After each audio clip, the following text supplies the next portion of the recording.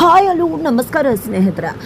ಬೆಂಗಳೂರು ಹೋಟೆಲ್ನಲ್ಲಿ ಇರ್ತಕ್ಕಂತಹ ಪ್ರಿಯಾ ಬಂಡವಾಳ ಅಲ್ಲಿ ಗಂಡನ ಮುಂದೆ ಬಯಲಾಗತ್ತಾ, ಈ ಕಡೆ ಮನೆಯಲ್ಲೂ ಕೂಡ ಪ್ರಿಯಾ ಬಂಡವಾಳ ಮೀನಾ ಮುಂದೆ ಬಯಲಾಗತ್ತಾ. ಏನಾಯಿತು, ಏನು ಕತೆ, ಎಲ್ಲವನ್ನ ಕೂಡ ತಿಳ್ಕೋಬೇಕು ಅಂದರೆ ಈಗಲೇ ನಮ್ಮ ಈ ಚಾನಲ್ನ ಸಬ್ಸ್ಕ್ರೈಬ್ ಮಾಡಿ, ಹಾಗೆ ಈ ಒಂದು ವಿಡಿಯೋವನ್ನು ಪೂರ್ತಿಯಾಗಿ ನೋಡೋದನ್ನು ಯಾವುದೇ ಕಾರಣಕ್ಕೂ ಕೂಡ ಮರಿಬೇಡಿ.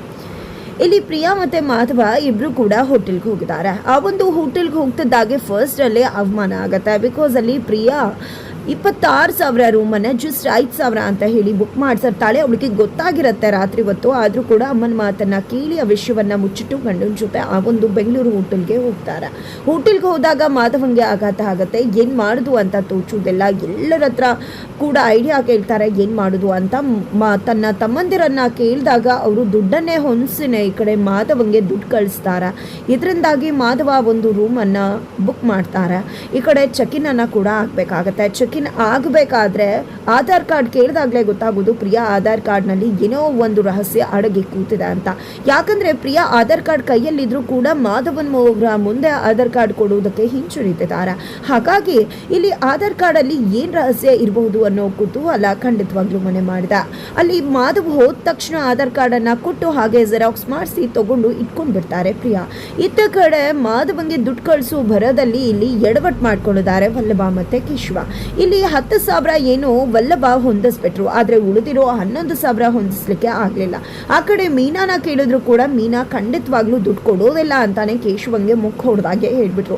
ಬೇರೆ ವಿಷಯಕ್ಕಾದ್ರೆ ಕೊಡ್ತೀನಿ, ಆದರೆ ಪ್ರಿಯಾ ವಿಷಯಕ್ಕಾದ್ರೆ ಖಂಡಿತ ಕೊಡೋದಿಲ್ಲ ಅಂತಾನೆ ನೇರವಾಗಿ ಹೇಳಿದ್ರು. ಹಾಗಾಗಿ 10,000 ಹೊಂದ್ಸೋಕ್ಕಾದವರು 11,000 ಹೊಂದ್ಸೋಕ್ಕಾಗದೆ ಇನ್ನೇನು ಮಾಡೋದು ಅಂತ ಅನ್ಕೊಂಡಿದ್ದೆ. ಅಂಗಡಿಯಲ್ಲಿ ಇದ್ದಂಥ ನಂದವರ ಫೋನನ್ನು ತಗೊಂಡಿದ್ದೆ. ಇನ್ನು ಉಳಿದ 11,000ನ ಟ್ರಾನ್ಸ್ಫರ್ ಮಾಡಿಕೊಂಡು ಮಾಧವನ್ಗೆ ಕಳಿಸಿರ್ತಾರೆ. ಹಾಗಾಗಿನೇ ಇಲ್ಲಿ 11,000 ರೂಪಾಯಿ ಕಟ್ಟಾಗಿದೆ ನಂದವರ ಅಕೌಂಟಿಂದ. ಆದರೆ ಮೆಸೇಜನ್ನು ಕೂಡ ವಲ್ಲಭ ಕೇಶವ ಡಿಲೀಟ್ ಮಾಡ್ತಾರೆ. ಹಾಗಾಗಿ ನಂದವರ ಗಮನಕ್ಕೆ ಇನ್ನೂ ಕೂಡ 11,000 ರೂಪಾಯಿ ಬಂದಿಲ್ಲ. ಬಂದರೆ ಖಂಡಿತವಾಗ್ಲೂ ದೊಡ್ಡದೊಂದು ರಣರಂಗನೇ ನಡೆದು ಹೋಗುತ್ತೆ. ಯಾಕಂದರೆ ಒಂದೊಂದು ರೂಪಾಯಿ ಬೆಲೆಯನ್ನು ಕೂಡ ಗೊತ್ತಿರ್ತಕ್ಕಂಥ ನಂದವರು 200 ರೂಪಾಯಿ ಕಳೆದೋದ್ರೆ ಲೆಕ್ಕ ಕೇಳ್ತಕ್ಕಂಥ ನಂದವರು ಬಯ್ಯೋ ನಂದವರು ಇವತ್ತು 11,000 ರೂಪಾಯಿ ಹೇಳ್ದೆ ಕೇಳದೆ ಟ್ರಾನ್ಸ್ಫರ್ ಮಾಡಿದ್ದಾರೆ ಅನ್ನೋ ವಿಷಯ ಗೊತ್ತಾದರೆ ಖಂಡಿತ ಕೂಡ ನಂದವರು ಬಿಡೋ ಚಾನ್ಸೇ ಇಲ್ಲ. ಬಟ್ ಇನ್ನೂ ಕೂಡ ಅವ್ರಿಗೆ ವಿಷಯ ಗೊತ್ತಾಗಿಲ್ಲ. ಇತ್ತ ಕಡೆ ಹೋಟೆಲ್ನಲ್ಲಿ ಇರ್ತಕ್ಕಂತಹ ಪ್ರಿಯಾ ತನ್ನ ಗಂಡ ಮಾಧವನ ಹತ್ರ ಸಾರಿ ಕೇಳ್ತಾರೆ. ಬಟ್ ನಿಂದೇನು ತಪ್ಪಿಲ್ಲ ಬಿಡು, ಬೇಕು ಅಂತ ಮಾಡಿಲ್ವಲ್ಲ ಅಂತ ಮಾಧವ ಅನ್ಕೋತಾರೆ. ಜೊತೆಗೆ ಅವರಿಬ್ರು ಒಂದಷ್ಟು ಫೋಟೋಸನ್ನು ತಗೋತಾರೆ. ಫೋಟೋಸನ್ನು ಕೂಡ ಹಿಂದೆ ಮುಂದೆ ನೋಡಿದೆ ಮನೆಯವರನ್ನು ಗ್ರೂಪ್ ಮಾಡಿ ಎಲ್ರಿಗೂ ಕಳಿಸ್ತಾರೆ. ಮಾವ ನೋಡಿದ್ದೆ ತುಂಬ ಕಸವಿಸಿ ಆಗುತ್ತೆ. ಬಿಕಾಸ್ ಅವರಿಬ್ಬರ ಕ್ಲೋಸ್ ಫೋಟೋಸ್ ಕೂಡ ಅದರಲ್ಲಿ ಇರುತ್ತೆ. ಇದನ್ನು ವಿಷಯ ತಿಳ್ಕೊಂಡಂತಹ ಮಾಧವ ಯಾಕಿಂತ ಎಡವಟ್ಟು ಮಾಡಿದೆ, ಬರೀ ಎಡವಟ್ಟು ಮಾಡೋದೇ ನಾನಿನ್ನ ಕೆಲಸ ಅಂತ ಹೇಳಿ ಪ್ರಿಯಾನ ತರಾಟೆಗೆ ತಗೋತಾರೆ. ನಿನ್ನೆ ನೋಡಿದ್ರೆ 26,000 ರೂಪಾಯಿ ರೂಮ್ ಬುಕ್ ಮಾಡಿದ್ರೆ, ಇವತ್ತು ನೋಡಿದ್ರೆ ಈ ಕತೆ ತಂದಿಟ್ಟಿದ್ಯಾ, ಏನು ಹೇಳಬೇಕು ನಿನಗೆ, ಮೊದಲು ಡಿಲೀಟ್ ಮಾಡು ಫೋಟೋಸನ್ನು ಅಂದಾಗ ಡಿಲೀಟ್ ಮಾಡೋಕೆ ಹೋಗಿ ಎವ್ರಿ ಒನ್ ಒತ್ತೋಕೆ ಹೋಗಿ ಜಸ್ಟ್ ಮೀಗೆ ಡಿಲೀಟ್ ಆಪ್ಷನ್ ಒತ್ತು ಬಿಡ್ತಾರೆ. ಇಲ್ಲಿ ಪ್ರಿಯಾ ಜಸ್ಟ್ ಮೀಗೆ ಯಾಕೆ ನೀನು ಆಪ್ಷನ್ನ ಹಾಕ್ತೆ, ಏನು ಹೇಳಬೇಕು ನಿನಗೆ, ಏನು ಮಾಡೋದು, ಅವ್ರಿಗೆ ಹೇಗೆ ಮುಖ ತೋರಿಸೋದು ಅಂತ ಹೇಳಿ ಮಾಧವ್ ಒಬ್ಬರು ಪ್ರಿಯಾ ಮೇಲೆ ತುಂಬ ಅಂದರೆ ತುಂಬ ಸೆಟ್ ಮಾಡ್ಕೊಂಡಿದ್ದಾರೆ. ಇದರಿಂದಾಗಿ ಪ್ರಿಯಾ ಬೇಜಾರು ಮಾಡ್ಕೊಂಡಿದ್ದೆ. ಅಮ್ಮನ ಹತ್ರ ಹೇಳಿದಾಗ ಅಮ್ಮ ನೀನೇ ಸಿಟ್ ಮಾಡ್ಕೊಂಡು ಬಿಡು ಅಂತ ಹೇಳ್ತಾರೆ. ಹಾಗಾಗಿ ಇಲ್ಲಿ ಪ್ರಿಯಾನೇ ಗಂಡನ ಮೇಲೆ ಮಗದೊಮ್ಮೆ ಸಿಟ್ ಮಾಡ್ಕೋತಾರೆ. ಮಾಧವೊಬ್ಬರು ಮಾತಾಡ್ಸಿದ್ರು ಕೂಡ ಸರಿಯಾಗಿ ಮಾತಾಡೋದಿಲ್ಲ.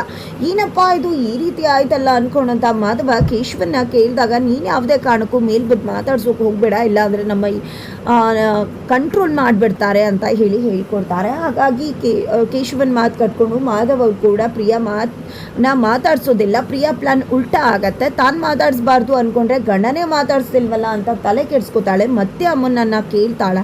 ಆಗ ಅಮ್ಮ ನೀನೇ ಮೇಲ್ಬಿದ್ದು ಹೋಗಿ ಮಾತಾಡಿಸು, ಐ ಲವ್ ಯು ಹೇಳು, ಆ ನಂತರ ನೋಡು ನಿನ್ನ ಗಂಡ ನಿನ್ನ ಹಿಂದೆ ಬರ್ತಾನೆ, ನಿನ್ನ ಗಂಡನಂತ ಗಂಡನ ನಾನು ನೋಡೇ ಇಲ್ಲ. ಯಾರು ಈ ರೀತಿ ಇರ್ತಾರೆ ಹೆಂಡತಿ ಮಾತಾಡಿಸ್ದೇ ಇರಬೇಕಿದ್ರೆ ಈ ರೀತಿ ಮೌನವಾಗಿ ಅಂತ ಹೇಳಿ ಅವರು ಕೂಡ ಹೇಳ್ತಾರೆ.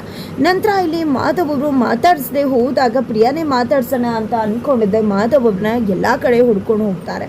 ಬಟ್ ಅಷ್ಟರಲ್ಲಿ ಆಲ್ರೆಡಿ ಮಾಧವ್ರಿಗೆ ರಿಯಲೈಸ್ ಆಗಿರುತ್ತೆ, ಕೇಶವನ್ ಮಾತು ಕಟ್ಕೊಂಡು ನಾನು ಪ್ರಿಯಾನ ಮಾತಾಡಿಸ್ದೇ ಇದ್ದಿದ್ದು ತಪ್ಪಾಯಿತು. ಪ್ರಿಯಾ ನೋಡಿದ್ರೆ ಪಾಪಚ್ಚಿ ಅಂತ ಅನ್ನಿಸ್ತದೆ. ಅವಳು ನಮ್ಮ ಮನೆ ಬಗ್ಗೆ ಎಷ್ಟು ಕೇರ್ ಮಾಡ್ತಾಳೆ, ಯಾವಾಗಲೂ ಎಲ್ಲರ ಬಗ್ಗೆ ಯೋಚನೆ ಮಾಡ್ತಾಳೆ ಅಂತವಳು ಮನಸ್ಸಿಗೆ ನೋವು ಮಾಡಿಬಿಟ್ನಲ್ಲ. ಇಲ್ಲಿ ಮೀನಾನ ಮನಸ್ಸಲ್ಲಿ ಇಟ್ಕೊಂಡು ಕೇಶವ ಆ ರೀತಿ ಮಾತಾಡ್ತಾರೆ. ಆದರೆ ನಾನು ಪ್ರಿಯಾ ವಿಷಯದಲ್ಲಿ ಯಾಕೆ ಇದನ್ನು ಎಕ್ಸಿಕ್ಯೂಟ್ ಮಾಡಿದೆ, ನಾನು ಮಾಡಬಾರ್ದಿತ್ತು ಅಂತ ಅಂದ್ಕೊಂಡು ತುಂಬ ಅಂದರೆ ತುಂಬ ಬೇಜಾರು ಮಾಡಿಕೊಂಡು ಮಾತಾಡ್ಸೋಣ ಅನ್ಕೋತಾರೆ. ಬೇಡ, ಮಾತಾಡ್ಸೋದು ಬೇಡ, ಡೈರೆಕ್ಟಾಗಿ ಸರ್ಪ್ರೈಸ್ ಕೊಡೋಣ ಅಂದ್ಕೊಂಡಿದ್ದೆ. ಸರ್ಪ್ರೈಸ್ ಕೊಡಲಿಕ್ಕೆ ಅಂತ ಹೇಳಿ ಮುಂದಾಗ್ತಾರೆ. ಪ್ರಿಯಾ ಹೋಗ್ಬಿಟ್ಟು ರಿಸೆಪ್ಷನಿಸ್ಟ್ ಹತ್ರ ಕೇಳಿದಾಗ ನೀವು ಪ್ರಿಯಾ ಅಲ್ವಾ ಅಂತ ಹೇಳಿ ರೋಸ್ ಫ್ಲವರ್ ಹಾಗೆ ಚಾಕ್ಲೇಟ್ ಎಲ್ಲವನ್ನ ಕೂಡ ಕೊಟ್ಟು ಐ ಲವ್ ಯು ಹೇಳ್ತಾರೆ. ನಂತರ ತಪ್ಪಿಬಾಗ್ಬಿಡ್ತಾಳೆ ಪ್ರಿಯಾ. ಮಗದೊಮ್ಮ ಇನ್ನೊಂದು ಇಬ್ಬರ ಹತ್ರ ಹೋಗ್ತಾಳೆ, ಕಸ ಗುಡಿಸೋರ ಹತ್ರ, ಕ್ಲೀನ್ ಮಾಡೋರ ಹತ್ರ, ಪ್ಲಾನ್ ಕಟ್ ಮಾಡೋರ ಹತ್ರ, ಎಲ್ಲರ ಹತ್ರ ಕೂಡ ಹೋದಾಗ ಎಲ್ಲರೂ ಕೂಡ ಐ ಲವ್ ಯು ಅಂತ ಹೇಳಿ ಆ ರೋಸನ್ನು ಕೊಟ್ಟು ಚಾಕ್ಲೇಟನ್ನು ಕೊಟ್ಟು ಒಂದು ಲೆಟರನ್ನು ಕೂಡ ಕೊಡ್ತಾರೆ. ಅದರಲ್ಲಿ ಪ್ರೀತಿಯ ಮಾತಿನಿಂದ ಇಲ್ಲಿ ನನ್ನ ಪ್ರೀತಿಯ ಮಡದಿ ಅಂತ ಹೇಳಿ ಇಲ್ಲಿ ಲೆಟರಲ್ಲಿ ಬರೆದಿರ್ತಾರೆ ಮಾಧವ್ ಒಬ್ಬರು. ನಂತರ ರೆಸಾರ್ಟ್ಗೆ ಬಾ ಅಂತ ಹೇಳಿರ್ತಾರೆ. ಹಾಗಾಗಿ ರೆಸಾರ್ಟ್ಗೆ ಹೋದಾಗ ರೆಸಾರ್ಟಲ್ಲೂ ಕೂಡ ಫೇವ್ರೇಟ್ ಫುಡ್ಡನ್ನು ಇಟ್ಟು ಹಾರ್ಟ್ ಶೇಪಲ್ಲಿ ಸರ್ಪ್ರೈಸನ್ನು ಕೊಟ್ಟು ನನ್ನ ಮುದ್ದು ಬೊಂಬೆ ಅಂತ ಹೇಳಿ ಹಾಡನ್ನು ಹೇಳೋದ್ರ ಮುಖಾಂತರ ಸೋರಿಯನ್ನು ಕೇಳಿ ಪ್ರಪೋಸ್ ಮಾಡ್ತಾರೆ ಮಾಧವ. ಇದು ಪ್ರಿಯಾಗೆ ನಿಜಕ್ಕೂ ಖುಷಿ ಕೊಡುತ್ತೆ. ಇಲ್ಲಿ ಪ್ರಿಯಾ ಅಂತೂ ನಿಜಕ್ಕೂ ಇಂಥ ಗಂಡನ ಪಡೆದಿರೋ ನಾನೇ ಧನ್ಯಳು ಅನ್ನೋ ರೀತಿ ನಡ್ಕೋತಿದ್ದಾರೆ. ಈ ಕಡೆ ಪ್ರಿಯಾ ತುಂಬ ಒಳ್ಳೆ ಹುಡುಗಿ, ಇಂಥ ಹುಡುಗಿ ನಾನು ಪಡ್ತಿದ್ದೆ, ನಾನೇ ಧನ್ಯ ಅಂತ ಮಾಧವ ಅನ್ಕೋತಾರೆ. ಬಟ್ ಪಾಪ ಮಾಧವಂಗೆ ಗೊತ್ತಿಲ್ಲ, ಜಸ್ಟ್ ತನ್ನ ಬಗ್ಗೆ ಅಷ್ಟೇ ಯೋಚನೆ ಮಾಡ್ತಾಳೆ, ನನ್ನ ಹೆಂಡತಿ ಯಾರ ಬಗ್ಗೆ ಕೂಡ ಯೋಚನೆ ಮಾಡುವುದಿಲ್ಲ ಅಂತ.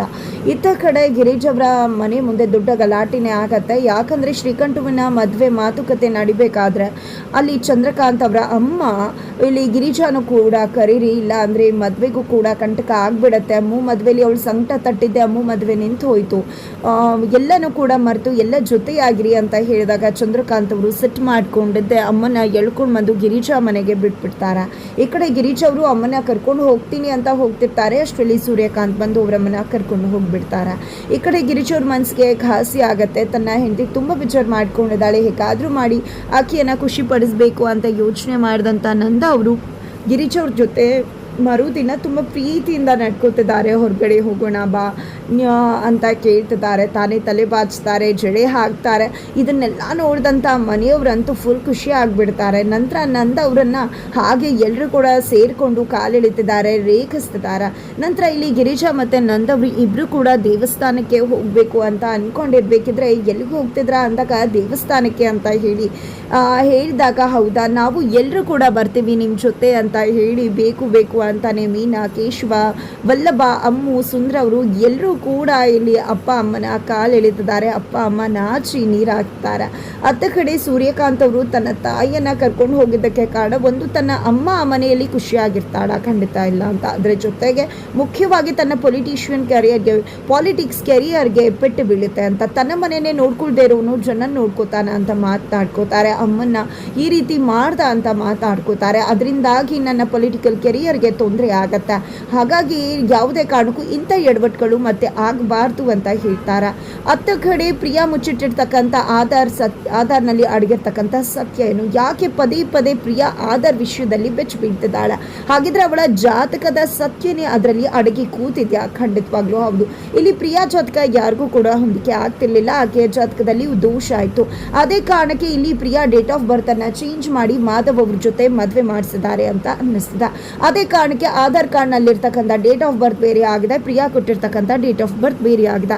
ಈ ಒಂದು ರೀಸನ್ ಇಂದಾನೆ ಇಲ್ಲಿ ಪ್ರಿಯಾ ಎಡವಟ್ಟನ್ನ ಮಾಡ್ಕೊಂಡಿರೋದ್ರಿಂದಾನೇ ಆಧಾರ್ನ ಇಲ್ಲಿ ಮಾಧವನ್ ಮುಂದೆ ಮುಚ್ಚಿಡ್ತಿರೋ ಸಾಧ್ಯತೆ ಇದೆ. ಇದರ ನಡುವೆ ಆಕೆ ಆಧಾರ್ ಕಾರ್ಡ್ ಅಲ್ಲಿದ್ರು ಕೂಡ ಮನೆಯಲ್ಲೂ ಒಂದು ಕಾಪಿ ಇದ್ದು ಏನಾದ್ರೂ ಒಂದು ಮೀನಾ ಕೈಗೆ ಸಿಕ್ಕಿದ್ರೆ ಖಂಡಿತವಾಗ್ಲೂ ದೊಡ್ಡ ಎಡವಟ್ಟೆ ಆಗುತ್ತೆ. ಯಾಕಂದ್ರೆ ಪ್ರಿಯಾ ಅಲ್ಲಿ ಅವಮಾನ ಆಗ್ತಿದೆ, ಹೋಟೆಲ್ ಮುಂದೆ ನಿಂತು ಮಾಧವಣ್ಣನೂ ಕೂಡ ಇದ್ದಾರೆ, ದುಡ್ಡು ಕೊಡು ಅಂತ ಕೇಶವ ಕೇಳಿದಾಗಲೇ ಇಲ್ಲಿ ಮೀನಾ ದುಡ್ಡು ಕೊಡಲಿಲ್ಲ. ಅಂಥದ್ರಲ್ಲಿ ಪ್ರಿಯಾ ಬಂಡವಾಳ ಏನಾದರೂ ಕೈಗೆ ಸಿಕ್ಕಿದ್ರೆ ಖಂಡಿತ ಮೀನಾ ಬಿಡ್ಲಿಕ್ಕಿಲ್ಲ ಅಂತ ಅನ್ನಿಸ್ತದ. ಹಾಗಾದ್ರೆ ಏನಾಗುತ್ತೆ ಮುಂದೆ ಅನ್ನೋದನ್ನ ತಿಳ್ಕೋಬೇಕು ಅಂದರೆ ಮುಂದಿನ ವಿಡಿಯೋಗೆ ವೇಟ್ ಮಾಡೋದನ್ನು ಮರಿಬೇಡಿ.